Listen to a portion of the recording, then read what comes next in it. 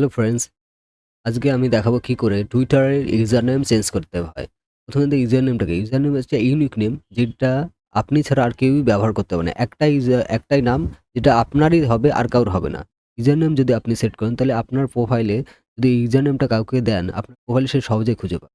চলুন তাহলে দেখা যাক ইউজার নেম কী করে সেট করতে হয় বা ইউজার নেম আপনি যদি চেঞ্জ করতে চান কী করে করতে হয়। প্রথমে আমাদের দেখুন এই যে আমার প্রোফাইলে এসেছি। আমার প্রোফাইলে আসার পরে এখানে দেখুন অনেকগুলো অপশন আছে। দেখুন এখান থেকে আমরা মোড়ে ক্লিক করি।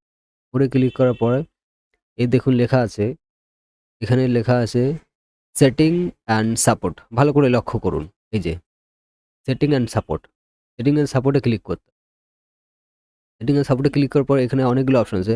দেখেন এখানে লেখা আছে আ সেটিং অ্যান্ড প্রাইভেসি। অনেকগুলো অপশন আছে। এখানে সেটিং অ্যান্ড প্রাইভেসি লেখা আছে। এখানটা ক্লিক করতে হবে। সেটিং অ্যান্ড প্রাইভেসিতে ক্লিক করতে হবে। প্রাইভেসিতে ক্লিক করার পর আবার নতুন একটা উইন্ডো খুলে যাবে। দেখুন এই যে এখানে খোলার পরে আমাদের ক্লিক করতে হবে অ্যাকাউন্ট ইনফরমেশন। দেখেন যে অ্যাকাউন্ট ইনফরমেশন এ ক্লিক করতে এই যে অ্যাকাউন্ট ইনফরমেশন দেখাচ্ছে। অ্যাকাউন্ট ইনফরমেশন এ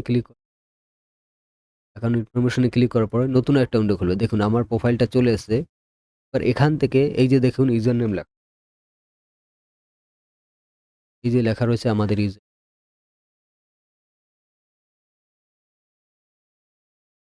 নেমটা এবার আমরা চেঞ্জ এখানে ক্লিক করব।